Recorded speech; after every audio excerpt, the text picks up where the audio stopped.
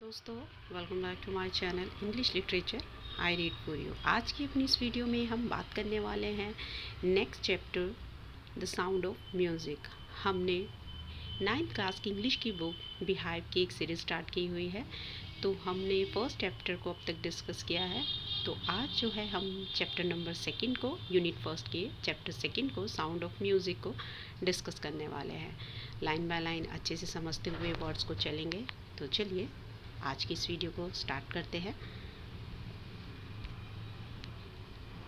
The sound of music, Evelyn Glenny, ये एक नाम है कैरेक्टर का, जो इसमें के मेन कैरेक्टर है, उसका नाम है Evelyn Glennie listens to sound without hearing it. तो एवलिन ग्लेनी जो है वो सुनती हैं किसे? साउंड्स, आवाज़ों को, बिना उन्हें सुने। यानी कि वो बहरी हैं, डेफ हैं, वो सुन नहीं सकती हैं, मगर फिर भी जो है आवाज़ों को, साउंड्स को वो सुनती हैं। सुनती कैसे हैं? बिना सुने, महसूस किए सुनती हैं। तो इसी चीज़ के ऊपर, उनकी ज़िंदगी के ऊपर, कि कैसे वो डेफ हैं फिर भी जो है वो एक म्यूज़िक लवर हैं और म्यूज़िक में उन्होंने बहुत ज़्यादा फेम हासिल किया एज अ म्यूज़िक प्लेयर, उसी चीज़ को समझते हैं। और काफ़ी इंस्पिरेशनल स्टोरी है दोस्तों। Before you read, God may have taken her hearing, but He has given her back something extraordinary. तो यहाँ जो राइटर है वो लिखते हैं कि परमात्मा ने उससे सुनने की ताकत को ले लिया है, उन्हें डेफ बना दिया है, बहरा कर दिया है। बट ही हैज़ गिवन, पर इसके बदले में परमात्मा ने क्या दिया है? एक एक्स्ट्रा ऑर्डनरी कुछ चीज़ें दी हैं जो कि असाधारण हैं, जो साधारण लोगों के पास नहीं होती हैं। तो वो उसे दी हैं, यानी कुछ लिया है तो उसके बदले में परमात्मा ने बहुत कुछ दिया भी है। व्हाट वी हेयर, जो हम सुन सकते हैं, वो क्या करती है Evelyn? She feels far more deeply than any of us. हम तुमसे, जो नॉर्मल लोग हैं, उनसे कहीं ज़्यादा वो चीज़ों को सुनने की वजह, सुन तो वो सकती नहीं है तो वो उसको महसूस करती हैं। That is why she expresses music so beautifully. यही वजह है कि वो जो म्यूज़िक है, संगीत है, उसको बहुत खूबसूरती से बयान करती हैं। Read the following account of a person who fought against a physical disability and made her life a success story. तो चलिए नीचे जो एक पर्सन की, एक इंसान की ज़िंदगी के बारे में जो भी हमें बताया गया है उसे देखते हैं, पढ़ते हैं। और वो इंसान जो कि लड़ा है अपनी शारीरिक एक डिसएबिलिटी, यानी अपनी जो डेफनेस है उसके खिलाफ, मेड हर लाइफ, और उसने अपनी ज़िंदगी को क्या बना लिया? एक सक्सेस स्टोरी। औरों के लिए क्या है? इंस्पिरेशन बन गई है उनकी ज़िंदगी। Rush hour crowds jostle for position on the underground train platform. पहले वर्ड को समझ लेते हैं तो जो है एक्सप्लेनेशन ईजी हो जाएगी। जोसल मीन्स पुश, रफली किसी भी चीज़ को बड़े ही रफ तरीके से धकेलना, पुश करना, उसको कहा जाता है जॉसल। रश आवर क्राउड्स, तेज़ी से भागती हुई एक भीड़ है जो कि धकेलती है jostle for position on the underground train platform. तो एक प्लेटफॉर्म है अंडरग्राउंड, आपने मेट्रो स्टेशन देखे होंगे, अंडरग्राउंड होते हैं उनके प्लेटफॉर्म्स वगैरह। तो वहाँ पर इसी तरीके से एक अंडरग्राउंड ट्रेन प्लेटफॉर्म है, वहाँ पर जो है एक भीड़ जो है आती है और पोजीशन लेने के लिए, यानी वहाँ खड़े होने के लिए बहुत तेज़ी से जो भीड़ है वो आती है और एक दूसरे को धक्का देते हुए आगे बढ़ती है। अ स्लाइट गर्ल, एक दुबली पतली सी लड़की, लुकिंग यंगर देन हर 17 ईयर्स, जो 17 साल से भी कम की लगती है, वॉज नर्वस येट एक्साइटेड, वो बहुत ज़्यादा नर्वस है, डरी हुई है, पर खुश भी है साथ साथ। As she felt the vibrations of the approaching train, क्योंकि वो क्या महसूस कर रही है? वाइब्रेशन, कंपन महसूस कर रही है। अप्रोचिंग ट्रेन, आने वाली जो ट्रेन है, जब ट्रेन आने वाली होती है तो प्लेटफॉर्म के ऊपर काफ़ी कंपन सी महसूस होने लगती है, तो वही कंपन जो है वो महसूस करती है। तो यहाँ बात हो रही है एवलिन की, जो कि डेफ है, बहरी है, तो वो जो है कंपन को महसूस करती हैं। It was her first day at the prestigious royal academy of music in London. उनका जो ये पहला दिन है, प्रेस्टिजियस, काफ़ी ज़्यादा जो नाम ख्याति वाला एक रॉयल अकेडमी है म्यूज़िक की जो लंदन में है, वहाँ पर उनका पहला दिन है। And daunting enough for any teenager fresh from a Scottish farm. Daunting होता है फ्राइटनिंग, फ्राइटनिंग मीन्स डरा हुआ। ये उसे डराने के लिए एक टीनेजर लड़की है 16-17 ईयर्स की, और वो डरी हुई है फ्रेश फ्रॉम, जो कि एक स्कॉटिश फार्म से, एक जगह है वहाँ से अभी आई है। तो वो लंदन आई है, तो उसके वो इन सब नए एक्सपीरियंसेस से डर रही है कि वो इतने बड़े शहर में आई है। But this aspiring musician faced a bigger challenge than most. पर ये जो एस्पायरिंग होता है कि जो एस्पायर किसी भी चीज़ की इच्छा रखने वाला एक म्यूजिशियन, जो कि एक संगीतज्ञ बनना चाहती है, पर ये जो लड़की है जो एक आशा करती है कि वो आने वाले फ्यूचर में एक म्यूजिशियन बनेगी, फेस्ड अ बिगर चैलेंज। उसने एक बिगर चैलेंज, इससे भी बड़ा एक चैलेंज उसने फेस किया हुआ है। क्या है वो challenge? She was profoundly deep, यानी कि वो पूरी तरह बहरी है, सुन नहीं सकती है, डेफ है।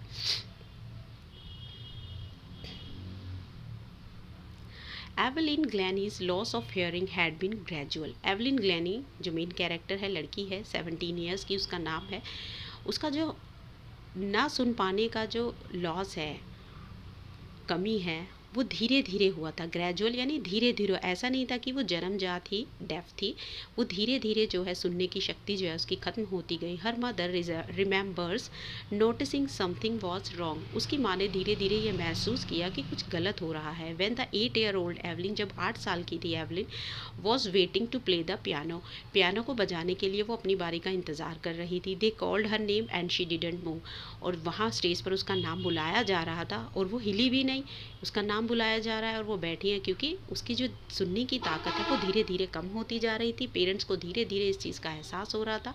आई सडनली रियलाइज्ड, मैंने अचानक इस चीज़ को महसूस किया, शी हैडंट हेard, कि उसने नहीं सुना। She is Isabel Glennie. Isabel Glennie कौन है? एवलिन ग्लैनी की मदर हैं। वो बताती हैं कि जब वो बैठी थी पियानो बजाने का, अपनी टर्न का इंतज़ार करती, उसका नाम पुकारा जा रहा था और वो हिल भी नहीं रही थी क्योंकि उसको सुन नहीं रहा था। और तब उन्हें पहली बार ये रियलाइज़ हुआ कि उनकी बेटी जो है वो सुन नहीं पा रही है। फॉर क्वाइट अ वाइल, कुछ समय के लिए, Evelyn manage to conceal her growing deafness from friends and teachers. अब ग्लैनी जो है, एवलिन ग्लैनी है, कुछ समय के लिए उन्होंने क्या क्या मैनेज कर लिया। उस वक्त स्टार्टिंग थी और एम्बैरेसिंग भी था कि सब उसकी तरफ देख रहे हैं, तो उसने क्या किया, कंसील होता है छुपाना। उसने अपनी जो ये बढ़ती हुई ना सुन पाने की जो कमी है उसको अपने दोस्तों और टीचर से छुपा लिया। बट बाय द टाइम, पर समय के साथ साथ, she was 11, her marks had deteriorated and her headmistress urged her parents to take her to a specialist. तो यहाँ से समझते हैं, बट बाय द टाइम, समय के साथ साथ, शी वॉज 11, जब वो 11 साल की हुई, उसके जो मार्क्स थे यानी कि जो एजुकेशनल जो उसकी ग्रेड्स थे वो कम होने लगे। डिटीरियोरेटेड होता है, कम होने लगे। एंड हर हेड मिस्ट्रेस, और उसकी जो हेड मिस्ट्रेस थी, उन्होंने अर्ज किया, यानी कि एक रिक्वेस्ट की उसके पेरेंट्स से कि वो उसको एक स्पेशलिस्ट के पास ले जाएं, उसकी जो प्रॉब्लम है उसको सॉल्व करें, देखें उसको क्या प्रॉब्लम है। इट वॉज देन डिस्कवर्ड, और तब ये पाया गया, that her hearing was severely impaired as a result of gradual nerve damage. अब तब ये पाया गया कि उसकी जो सुनने की ताकत है वो वीक, इम्पेयर्ड होता है वीक हो जाना, कमज़ोर हो जाना, सीवियरली बुरी तरह कमज़ोर हो गई है। किसकी वजह से? As a result of gradual nerve damage. उसकी जो नसों की डैमेज है, डैमेज आ गया है, उसकी नसें कमज़ोर हो गई हैं, डैमेज हो गई हैं, तो उसकी वजह से उसकी जो सुनने की ताकत है वो पूरी तरह कमज़ोर हो गई है। दे वर एडवाइज्ड, उन्हें ये एडवाइस दी गई, ये नसीहत की गई, that she should be fitted with hearing ads. उसको जो है हेयरिंग की एड्स होती हैं, यानी कि सुनने के लिए कुछ इक्विपमेंट्स दिए जाते हैं, कान में कुछ लगाया जाता है जिससे कि बच्चे की सुनने की थोड़ी थोड़ी जो है एबल बन जाता है। एंड उसके उस चीज़ के लिए इलाज किया जाए, दवाइयाँ दी जाएँ, ट्रीटमेंट दिया जाए। And send to a school for the deaf, और उसे ऐसे ही ना सुन पाने वाले बच्चों यानी डेफ बच्चों के स्कूल में भेजा जाए पढ़ने के लिए। Everything suddenly looked black, says Evelyn. Evelyn कहती है कि अचानक सब कुछ जो है उसकी ज़िंदगी में अंधेरा छा गया, काला लगने लगा, ब्लैक हो गया। एक सडनली कहते हैं ना अंधेरा छा जाना, वो हो गया। But Evelyn was not going to give up. Give up होता है हार मानना, पर जो एवलिन थी वो हार मानने को तैयार नहीं थी। शी वॉज डिटरमाइंड, डिटरमाइंड होता है पक्का होना, अपनी जो कोई भी उनकी इच्छा है उसके लिए पक्की होना। To lead a normal life, की एक साधारण जीवन जीने के लिए वो काफ़ी ज़्यादा दृढ़ थी। परस्यू होता है किसी भी चीज़ का पीछा करना। पीछा करना मीन्स ऐसे नहीं कि पीछे पैरों से पीछे जा रहा है। परस्यू होता है किसी चीज़ को फॉलो करना। हर इंटरेस्ट इन म्यूज़िक, तब उसने अपने म्यूज़िक में जो उसका इंटरेस्ट था, उसकी इच्छा थी, उसको उसने फॉलो किया। One day she noticed a girl playing a xylophone, तब उसने एक दिन देखा कि एक लड़की जो है जाइलोफोन बजा रही है, उसको प्ले कर रही है। डिसाइडेड, तब उसने ये निश्चय किया, she wanted to play it too, वो भी इसको प्ले करेगी, वो भी इसको बजाएगी। Most of the teachers discouraged होता है किसी को भी कुछ कार्य करने से रोकना, उसको कहते हैं ना कि तुम ये कार्य नहीं कर सकते हो, तो डिस्करेज करना होता है। करेज होता है किसी को बढ़ावा देना, और डिस्करेज होता है किसी को उस कार्य करने से रोकना या उसको बताना कि तुम ये कार्य नहीं कर सकते हो। तो उसके ज़्यादातर जो टीचर्स थे उसने उसको डिस्करेज किया। पर कर्शनिस्ट होते हैं जो तबला या कोई भी म्यूज़िकल जो इंस्ट्रूमेंट उसको बजाते हैं, लाइकली तबला या कोई ड्रम वगैरह। रॉन फॉर्ब्स स्पॉटेड हर पोटेंशियल, एक थे टीचर तबला वादक, उन्होंने उसकी जो है एबिलिटी है, उसकी पोटेंशियल है, उसकी जो स्किल्स है, उसको समझा, उसको देखा। He began by tuning two large drum to different notes, तो उन्होंने क्या किया, 2 डिफरेंट तरह के नोट्स जो है ड्रम पर उन्होंने बजाने स्टार्ट किए। Don't listen through your ears he would से, तब उन्होंने उससे कहा कि अपने कानों से मत सुनो, क्योंकि वो सुन ही नहीं सकती, तो अपना मतलब जो है अपनी पोटेंशियल उसमें वेस्ट मत करो, कानों से सुनने की कोशिश मत करो। Try to sense it some other way, इसे दूसरी तरीके से समझने की कोशिश करो, महसूस करो। सेज एवलिन ने कहा। सडनली आई रियलाइज, तब एवलिन कहती है कि तब अचानक मैंने ये महसूस किया, I could feel the higher drum from the waist up, वो कहती है कि मैंने अपनी वेस्ट अप यानी कमर से ऊपर के हिस्से में उस ड्रम की जो आवाज़ है उनको महसूस कर सकती थी। The lower one from the waist down, और जो लो बीट थी उनको मैं अपनी कमर के नीचे के हिस्से में महसूस कर सकती थी, क्योंकि जब कोई चीज़ बजती है तो ज़मीन में कंपन पैदा होती है, तो वो कहती है कि वो अपनी बॉडी के दोनों पार्ट्स में यानी कि लोअर अपर दोनों में इन चीज़ों को महसूस कर रही थी। Forbes repeated the exercise, Forbes जो उसके एक टीचर थे तबला वादक, उन्होंने ड्रम बीटर, तो उन्होंने दोबारा इस कार्य को जारी रखा, यानी कि ड्रम को पीटना जारी रखा। सून एवलिन डिस्कवर, जब जल्दी ही एवलिन ने ये पा लिया, जान लिया, that she could sense certain notes in different parts of body, कि ये जो कुछ नोट्स हैं, जो म्यूज़िक के नोट्स होते हैं, इन्हें नोट्स कहा जाता है, कि अपनी बॉडी के डिफरेंट पार्ट्स में इनको महसूस कर सकती है, यानी कि महसूस कर सकती है अपने शरीर के ज़रिए। बेशक वो सुन नहीं सकती, बट वो उनको सेंस कर सकती है through her body. I had learn to open my mind, तब मैंने अपने दिमाग को जगाया, मेरे माइंड का कहते हैं ना कि एकदम से ओपन हो गया, समझ आ गई। Body to sounds and vibration की जो साउंड्स है और वाइब्रेशन है, कंपन है और आवाज़ है, उनको शरीर के ज़रिए और दिमाग के ज़रिए महसूस करना मैंने सीख लिया। The rest was share determination and hard work, और बाकी जो भी करना था वो उसके हार्डवर्क ने और उसकी जो दृढ़ निश्चयता के ऊपर था कि वो किस तरीके से सीखेगी। Move to the next paragraph. She never looked back from that point onwards, इसके बाद उसने कभी अपनी ज़िंदगी में, लुकड बैक होता है पीछे मुड़कर देखना, तो उसने कभी पीछे मुड़कर नहीं देखा।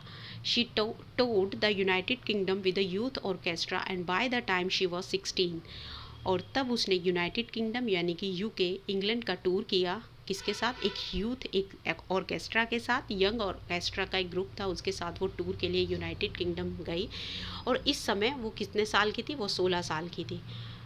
शी हैड डिसाइडेड, तब उसने निश्चय किया, to make music her life, की जो संगीत है वो उसको ही अपनी ज़िंदगी बनाएगी, यानी संगीत को ही वो लेकर आगे बढ़ेगी। She auditioned for the royal academy of music, तब उसने ऑडिशन देना होता है, आप समझते हैं दोस्तों, जब किसी भी चीज़ को जो होती है उसमें पार्ट लेने के लिए, उसका एक पार्ट बनने के लिए ऑडिशन दिए जाते हैं, और जो ऑडिशन में सक्सेसफुल हो जाता है उसको जो है एकेडमी या किसी भी चीज़ का हिस्सा बना लिया जाता है। तो यहाँ भी यही रूल था, ऑडिशन लिए गए। रॉयल अकेडमी ऑफ म्यूज़िक में scored one of the highest marks in the history of academy, और अकेडमी की हिस्ट्री में सबसे ज़्यादा मार्क्स करने वालों में, सबसे ज़्यादा मार्क लेने वालों में वो एक बन गई, यानी कि बहुत कम स्टूडेंट थे जिन्होंने हाईएस्ट मार्क्स लिए थे, उनमें से एक जो है एवलिन ग्लैनी भी बन गई। हिस्ट्री में अपना नाम लिखवा लिया। शी ग्रेजुअली होता है धीरे धीरे, moved from orchestral work to solo performances. अब धीरे धीरे वो ऑर्केस्ट्रल वर्क होता है ग्रुप में वर्क करना, ग्रुप में म्यूज़िक को प्ले करना, पियानो या कोई भी जो म्यूज़िकल इंस्ट्रूमेंट है उसको प्ले करके अपनी परफॉर्मेंस देना। सोलो होता है अकेले परफॉर्मेंस देना। अब उसे धीरे धीरे अकेले परफॉर्मेंस देने की ओर वो बढ़ने लगी। At the end of a 3 year course, 3 year के अपने कोर्स के दौरान बाद एंड होने पर, जब होता है 3 ईयर का कोर्स था, तो उसके एंड होने पर she had captured most of the top award. उसने क्या किया, टॉप अवार्ड्स जो थे अकेडमी के वो जीत लिए, हासिल किए। Move to the next paragraph. And for all this, और इन सब के लिए Evelyn won't accept any hint of heroic achievement. उसने कोई भी हेरोइक अचीवमेंट को एक्सेप्ट नहीं किया, यानी कि कोई भी जो है कि मैं बहुत अच्छा वो कर रही हूँ, इस तरीके से जो है अपलॉडिंग उसने नहीं एक्सेप्ट की। कि इफ़ यू वर्क हार्ड, अगर तुम मेहनत करते हो, and you know where you are going, तुम कहाँ, और तुम ये जानो कि तुम क्या कर रहे हो, कहाँ जा रहे हो, यू विल गेट देयर, तुम ज़रूर ही उस चीज़ को प्राप्त कर लोगे। And she got right to the top, the world's most sought after multi-percussionist with a mastery of some 1,000 instruments and hectic international schedule.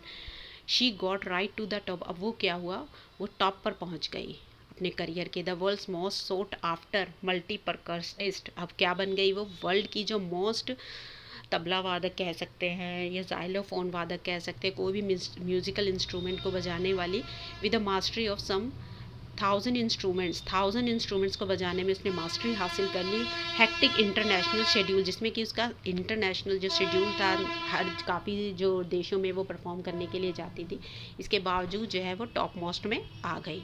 Move to the next. It is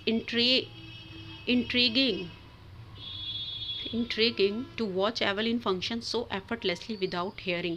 कि वो कहते हैं कि जो देखने वाले थे, जो सुनने वाले थे वहाँ पर, वो बताते हैं कि ये काफ़ी फैसिनेटिंग होता है, इंट्रीगिंग, कि बहुत ज़्यादा अच्छा लगता है सुनना उसके म्यूज़िक को, उसको देखना। To watch Evelyn function without hearing, कि वो बिना एफर्ट किए, बिना सुने जो है अपने कार्य को करती है, म्यूज़िक को प्ले करती है। तो ये बड़ा ही फैसिनेटिंग लगता है, बहुत अच्छा लगता है उसको सुनना, उसको देखना एवलिन को। In our 2 hour discussion she never missed a word. वो कहते हैं कि हमने 2 घंटे तक उनसे बातचीत की पर उसने एक भी वर्ड को मिस नहीं किया। Men with bushy birds give me trouble. She laughed, हंसते हुए वह कहती है कि जो दाढ़ी वाले जो लोग होते हैं वो मुझे बहुत परेशान करते हैं। हंसते हुए ये बात कहती है। इट इज़, देखिए ये एवलिन ग्लेनी वो जाइलोफोन को प्ले कर रही हैं। It is not just watching the lips, ये सिर्फ होठों को देखने को वॉच करना, यानी किसी चीज़ को समझने के लिए कई लोग जो, तो वो लिप्स को फॉलो करते हैं, लिप्स को देखते हैं। It is the whole face, ये पूरे चेहरे को देखना, स्पेशली द आइज़, उसकी आंखों को देखना, स्पेशली उसकी आइज़ को देखना था। शी स्पीक्स फ्लॉलेसली, वो बिना रुके फ्लो के साथ बोलती है। With a Scottish lilt, Scottish lilt यानी होता है स्कॉटिश थी वो, तो स्कॉटिश फॉर्म से आई थी और इंग्लैंड में जो है उसने रॉयल एकेडमी में एडमिशन लिया था। तो वो धीरे धीरे काफ़ी लैंग्वेजेस को सीख जाती है। तो वो कहते हैं कि वो अपनी जो उनकी लैंग्वेज थी स्कॉटिश लिट, वो बहुत अच्छे से बोलती थी। माई स्पीच इज़ क्लियर, मेरी स्पीच जो है क्लियर है, मैं अच्छे से बोल सकती हूँ। Because I could hair till I was 11, क्योंकि इसलिए बोल सकती हैं अच्छे से, उन्होंने वर्ड्स को सुना है, समझा है, चीज़ों को देखा है, क्योंकि वो 11 साल की उम्र तक अच्छे से सुन सकती थी। She says, but that doesn't explain how she managed to learn French and master basic Japanese. पर वो ये चीज़ नहीं बता पाई, ये एक्सप्लेन करना मुश्किल था, ये नहीं बता पाई कि उन्होंने फ्रेंच को और जो बेसिक जापानीज़ है उसमें मास्टरी कैसे की, क्योंकि ये वाली लैंग्वेज तो उन्होंने अपने डेफ होने के बाद ही सीखी हैं।